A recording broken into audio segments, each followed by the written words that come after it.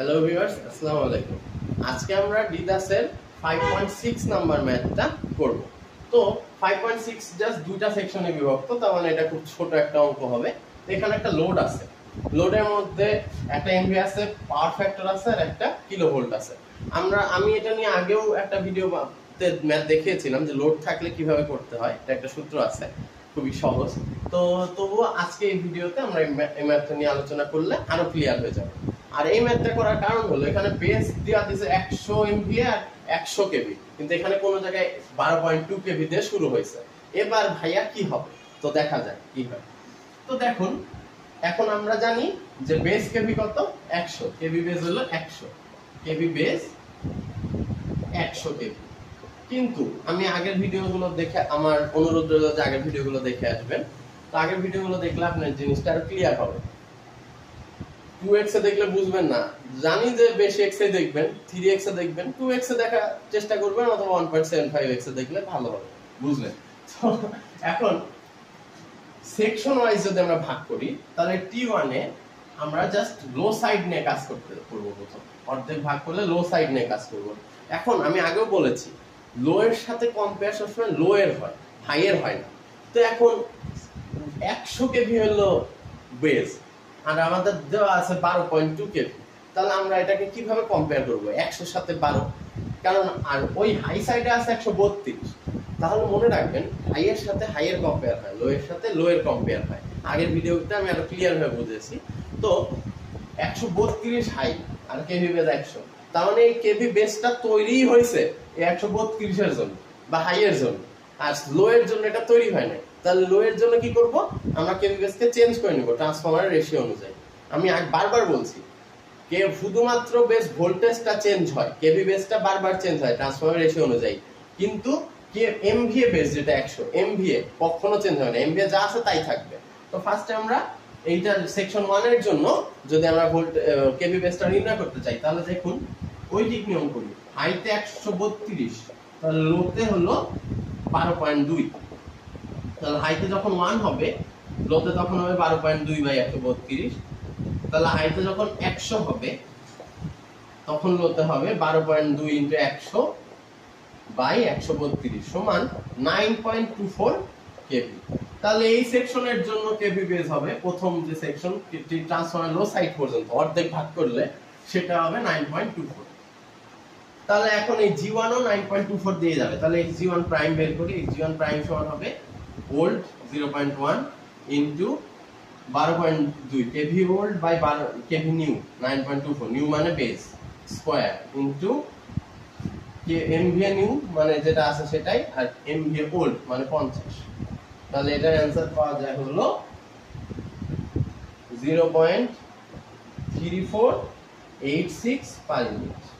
এটা হলো আমাদের G1 প্রাইম। এবার আমাদের T1 প্রাইমও সেম, যেহেতু একই বেস করতেছি, তাহলে এটা করে ফেলি। T1 প্রাইমের জন্য 0.1 ভোল্ট ইনটু 12.2 হলো কেভি ভোল্ট, 9.24 হলো KV new square, into MVA new হলো 100 আর এমভিএ ওল্ড হলো 80। তাহলে T1 প্রাইম সমান হবে 0.217 পার ইউনিট। তাহলে আমরা এই সাইডটা একটা সেকশন কমপ্লিট করে ফেললাম। এবার আমরা এটা মুছে দিই।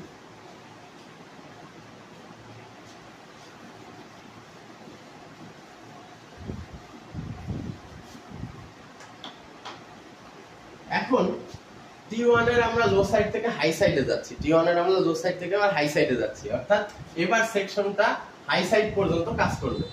এবার হাই সাইড পর্যন্ত যদি কাজ করে, মানে 132 থেকে 132 এর অ্যাক্রসে আমরা লো ভোল্টেজটা নিব, কেভি ভোল্টেজটা নিব। তাহলে এই সাইড থেকে কোন পর্যন্ত নিব? ট্রান্সফরমার T2 পর্যন্ত। হ্যাঁ, ট্রান্সফরমার T2 না, আমরা এই বাস পর্যন্ত নিব আগে। তারপর ট্রান্সফরমার T2 এর সাথে তো কম্পারিজনের বিষয় আছে, লো আছে না হাই আছে সেটা কম্পেয়ার করতে হবে। তো তার আগ পর্যন্ত আমরা এই পর্যন্ত নিব। তো আমরা তো দেখছি, আমরা তো আগেই 132 এর জন্যই কেভি বেসকে 100 ধরে নিলাম, ধরেই তো 9.24 বের করলাম। তাহলে এই বরাবর শুধুমাত্র 100 কেভি বেসই হলো ভোল্টেজ। তাহলে এই লাইনের বের করার উপায় হলো, আমরা যদি জেড বেস বের করে নিব। জেড বেস সমান কি? KV base square by MVA base. KV base square হলো 100 স্কয়ার বাই এমভিএ বেজ হলো 100, দ্যাট ইজ 100। তাহলে এই x লাইন 1 সমান হবে 4 plus j16 actual by z base 100, তাহলে 0.04 প্লাস j 0.16। আর x লাইন 2 আর x line 3 2 plus j 2 plus j, তার মানে দুইটাই সমান, তাহলে দুইটা সমান হলে আমরা দুইটা একবার বের করতে হয়। 2 প্লাস j সমান বাই 100 সমান 0.02 প্লাস j 0.08। এখন ভাই এখানে একটা লোড আছে, লোডটাও শেষ করে যাব, কারণ এই 5 পর্যন্ত যত সেকশন ধরছি তো এই সেকশনটা কমপ্লিট করে যাচ্ছে। তো লোডের ক্ষেত্রে যে হয়, লোডের ক্ষেত্রে সূত্রটা একটু ভিন্ন।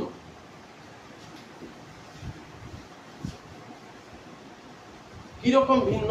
আসলে কিন্তু ভিন্ন না, পার ইউনিট মানেই হলো অ্যাকচুয়াল বাই বেস। এখন লোডে যদি আমাদের একটা ওহম থাকতো, মানে একটা রেজিস্ট্যান্স থাকতো বা পার ইউনিট থাকতো, রিঅ্যাকট্যান্স থাকতো, তাহলে তো সুন্দর মতোই আমরা ওটাকে জেড বেস দিয়ে ভাগ করে দিলেই পার ইউনিট পেয়ে যেতাম। কিন্তু অ্যাকচুয়াল কথা হলো এখানে জেডই নাই। কিন্তু লোডের মধ্যে কি ভোল্টেজ থাকে? না, লোড মানে একটা রেজিস্ট্যান্স বা একটা রিঅ্যাকট্যান্স, ইম্পিডেন্স থাকতে পারে, কিন্তু কখনো কোনো ভোল্টেজ আর পাওয়ার তো থাকবে না। তাহলে এই ভোল্টেজ আর পাওয়ার দিয়ে আমাদেরকে আগে জেডটা নির্ণয় করতে হবে বা লোড কত আছে সেটা নির্ণয় করতে হবে। এটাই হলো লোডের পার্থক্য। তাহলে ফর লোড আপনারা একবারে বের করতে পারবেন যে জেড লোড সমান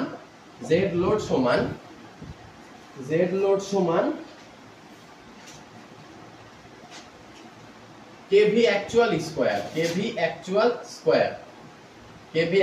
square by MVA actual cos inverse power factor. এটা বসাইলে আমরা জেড লোড অ্যাকচুয়ালটা পেয়ে যাব। কত পাই দেখি। কেভি অ্যাকচুয়াল হলো এখানে কেভি অ্যাকচুয়াল 124, তাহলে 124 স্কয়ার বাই এমভিএ অ্যাকচুয়াল হলো 50 আর cos ইনভার্স 0.8, তাহলে আমরা পাই, তাহলে আমরা লোড পাই হলো 246.04 প্লাস জে 184.47 ওহম।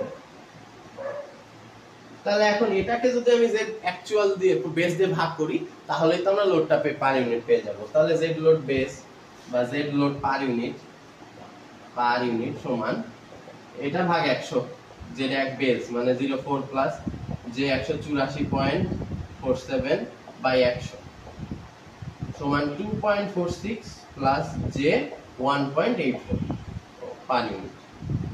এটা আমাদের জেড লোড পার ইউনিট গেল। এবার আমরা সেকশন 2 তে আরামে যেতে পারি।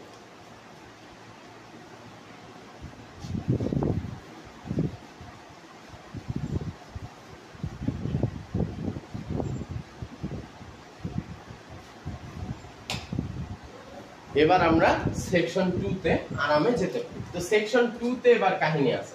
সেকশন 2 তে কাহিনী হলো এই যে আমরা সেকশন 2 এর জন্য প্রথমে তো T2 কে অর্ধেক পর্যন্ত ভাগ করব, এইটুক পার্ট, তারপরে নাই ওঠে। এইটুক পার্টে দেখো 13.8 আছে, 13.8, তাহলে লো সাইড। লো এর সাথে কি কম্পেয়ার হয়? লো হয়। হাই এর সাথে কি কম্পেয়ার হয়? হাই হয়। তাহলে 132 এর সাথে 100 কম্পেয়ার হবে, 13.8 এর জন্য কিন্তু না। তো 13.8 এর জন্য কেভি কত সেটা আমাদের বের করে নিতে হবে। তাহলে বের করে নাও, 132 হাই হলে লোতে কত? 13.8।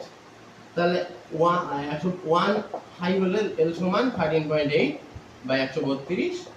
অতএব হাই সমান যদি 100 হয় তাহলে লোড সাইডে 13.8 * 100 বাই 132 সমান হবে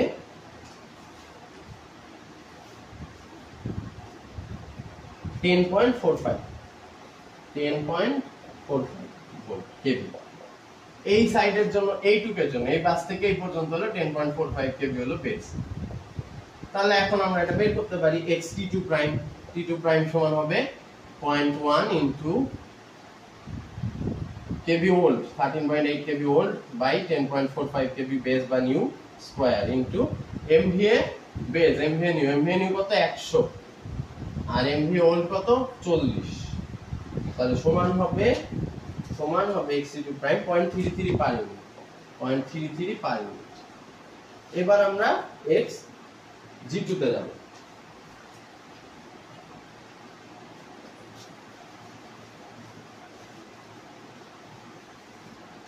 এখন x(g2) এর ক্ষেত্রে আমরা 132 হিসাব করতেছি, 132 এর সাথে কম্পেয়ার করতেছি।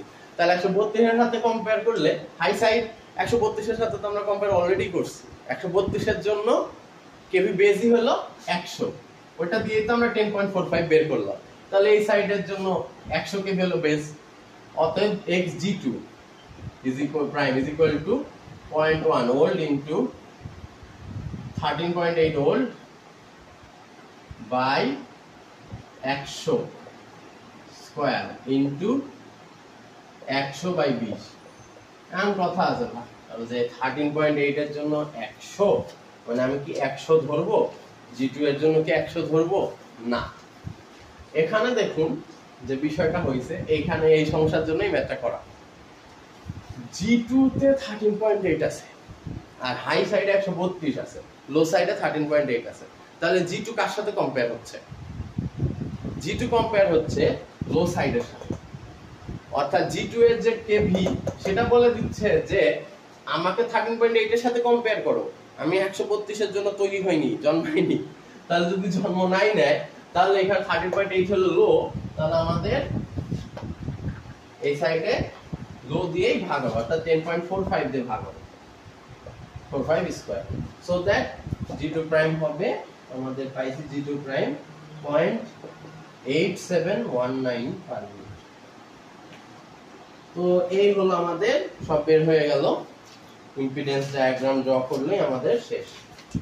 আশা করি ইম্পিডেন্স ডায়াগ্রাম আমার দেখানোর দরকার পড়বে না। এখানে জাস্ট একটা বাস দিবেন, বাস দিয়ে এই এরকম সেম লোড। আচ্ছা দেখিয়ে দিই, সমস্যা নেই, কত টাইম লাগবে। g1, তাহলে g1 প্রাইম কত পাইছে? xg1 কত পাইছি? xg1 আমরা পেয়েছি হলো 0.3486, j.3486। এরপর আমরা t1 এ চলে গেছি। t1 কত পাইছি? t1 পাইছি j.217 পার ইউনিট। এরপরে আমরা 5 নিব, নিয়ে উপরে দেখুন একটা রেজিস্ট্যান্স আছে আর একটা রিঅ্যাকট্যান্স আছে। বি কেয়ারফুল, এখানে কিন্তু খালি রিঅ্যাকট্যান্স আঁকা যাবে না। তো কি আঁকতে হবে? একটা রেজিস্ট্যান্স আছে, রেজিস্ট্যান্সটা আঁকতে হবে। সেটা হলো 0.04 রেজিস্ট্যান্স আর 0.16 রিঅ্যাকট্যান্স। আর এখানেও দেখুন একটা রেজিস্ট্যান্স পাইছি আর একটা রিঅ্যাকট্যান্স পাইছি, যে 0.08, 0.02 আর যে 0.08। আর এখন লোডের কত পাইছি? 2.46 ওহম আর যে 1.84।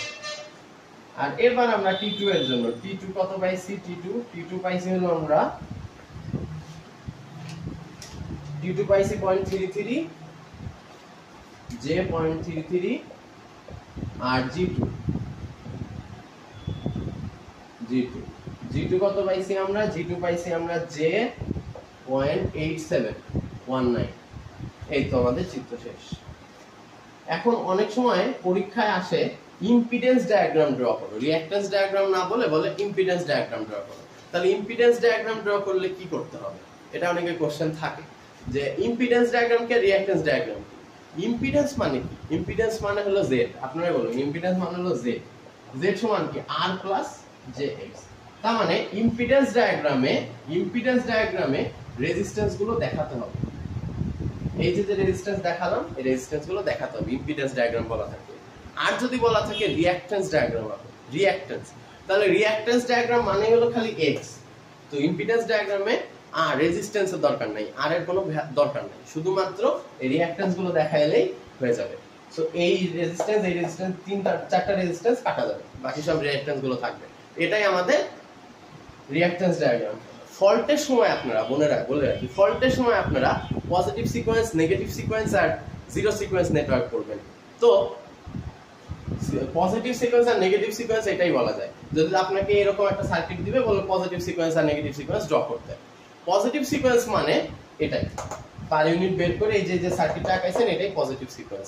খালি এই যে নিচে গ্রাউন্ড দিবেন এখানে একটা এরকম একটু বাড়াই দিবেন পজিটিভ সিকোয়েন্সের জন্য, ফর পজিটিভ সিকোয়েন্স ড্র। ওটা যখন হবে তখন দেখাবো। পজিটিভ সিকোয়েন্সের জন্য আগে বলে রাখি, পজিটিভ সিকোয়েন্সের জন্য এখানে একটা রেফারেন্স বাস হবে, এই যা রেফারেন্স বাস মানে গ্রাউন্ডের জায়গায় শুধুমাত্র রেফারেন্স বাস হিসাব করবো আমরা। আর যদি নেগেটিভ সিকোয়েন্স বলে, নেগেটিভ সিকোয়েন্সে কি হয়, নেগেটিভ সিকোয়েন্স আর কিছুই না এই সার্কিট, তার পজিটিভ আর নেগেটিভ এক না, নেগেটিভ সিকোয়েন্সে খালি জি থাকবে না, এই যে জেনারেটর সিম্বল এটা থাকবে না, বাকি সব থাকবে। এই দুটা জেনারেটর সিম্বল দুই পাশে বাদ, বা যদি কোনো মোটর থাকতো মোটরের সিম্বল বাদ, মানে ওই ভোল্টেজ সিম্বল গুলো বাদ যাবে, ভোল্টেজ বাদ। নেগেটিভ সিকোয়েন্স মানে ভোল্টেজ বাদ বা জি এম সিম্বল বাদ, সিম্বল ভোল্টেজ বাদ বাদ। এই তো তাহলে নেগেটিভ সিকোয়েন্স আর পজিটিভ সিকোয়েন্স এখানেই হয়ে গেল। এরপর আসলো জিরো সিকোয়েন্স, আমরা সেটা পরে বুঝবো। ওকে, ধন্যবাদ সবাইকে, আসসালামু আলাইকুম।